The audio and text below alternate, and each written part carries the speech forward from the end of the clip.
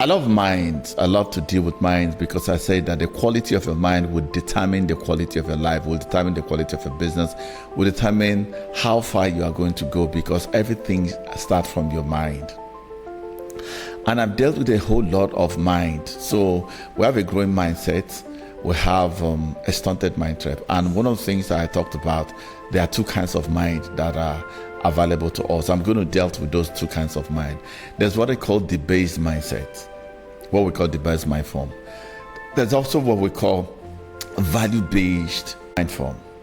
Now, when you wake up in the morning, that's where how your day will start. What wakes you up? Is it your need or is it your value? Now, you see, we have heard it that the power of focus drives the intensity of your life. In fact, the power of focus drives your energy level. There are four fundamental things. Then I'll go back into the two mind forms, the debased mindset and the value-based mindset. Fundamentally, if you don't have a working truth, you will realize that you're driven by need. But if you have a working truth that wakes you up, like I wake up and I know that I'm blessed of the Lord. How does that mean? It's already known that I'm not an disadvantage. I know that I'm equipped. I wake up with a truth like, say, the gift of a man makes room for him. I wake up to know that there's an abundance in life in Nigeria. Anywhere you are, there's abundance. Now, how you create abundant mindset and lack mindset is a function of whether you understand that there's a working truth. That's number one. When you understand energy. You see, energy, lower energies will affect your mind form. Higher energy will affect your higher self.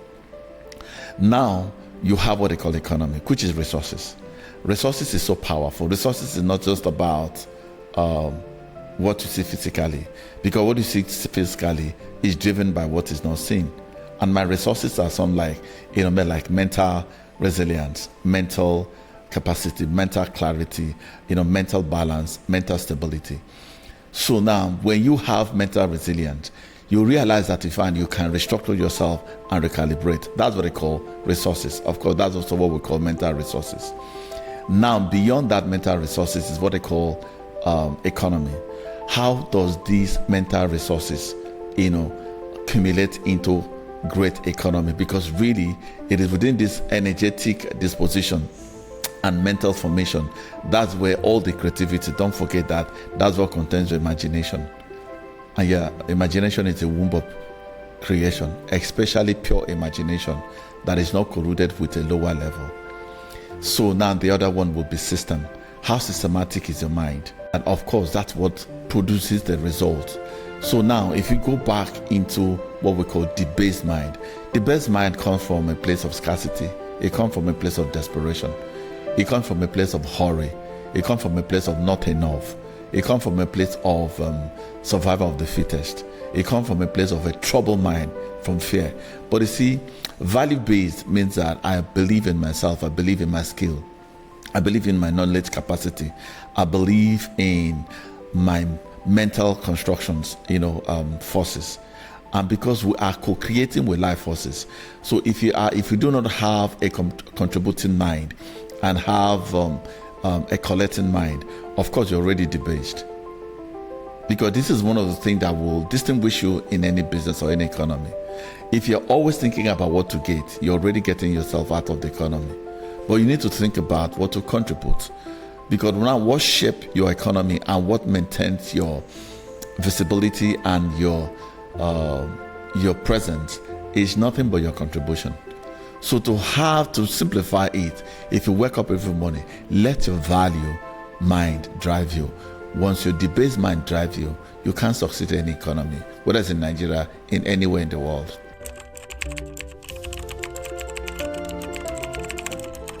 Nothing is by accident. Life is either designed or default. You're either living by chance or you're living by a well-tailored, calculated system where you have created a formation. Now, I like systems. I like structures. I like organization. I like order. If a man starts in life without first of all defining who you are, then you're already going to have a crisis, because the beginning of any organization starts from understanding who you are. Like, for instance, I know that I'm a creator. I know that I'm a builder. I know that I'm a leader. I know that I'm an enlightener. You see how systematic my mind is working, because already they define how I see the world. They empowered my perspective. Of course, they give me a thinking pattern. Of course, be able to create a belief system. So once you know who you are, then you know your assignment. Now, your assignment will give you vision, which is all inclusive. The vision is not only external, it has to be both within or without. Of course, it has to be start from, it has to be able to enrich you.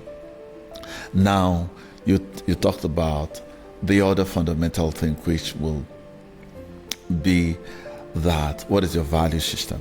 I talk about so much value because that's what really drives over there. You see that already I'm organizing my mind. And so when I wake up in the morning, let's even talk about it. How many people have a systematic way where they wake up? For instance, you know where your stockings are and you're able to organize them. You know where your pants are, you'll be able to organize them. You know where your shirts are, and in fact, in that compartment, you have the blue shirt, you have the white shirt, you have the striped shirt, you have over there. You see how technically you're organizing your house. That's the structure. Now you know where your belts are, and they are all articulated in one place. This is not OCD, but this is that's not perfection, but this is how your mind functions. Because if you really want to see a man's organization, see his room.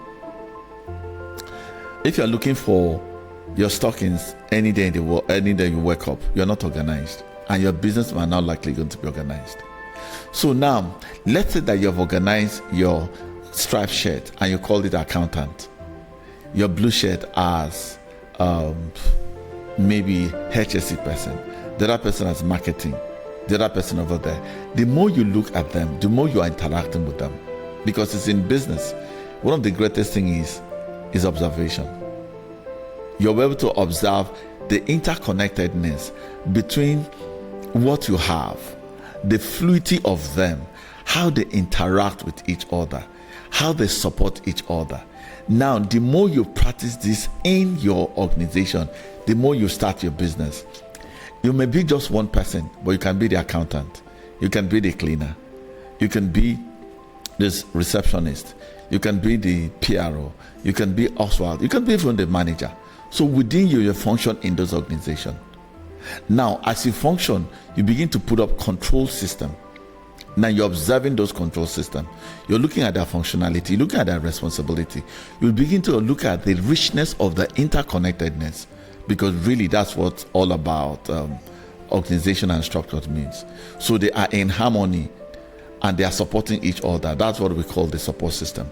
So you now see how I have been able to build it from my house. Now you get into your system. So you see that when you want to come to your office, you can't just go and take money. You ask your accountant and said, hey, what is the budget there?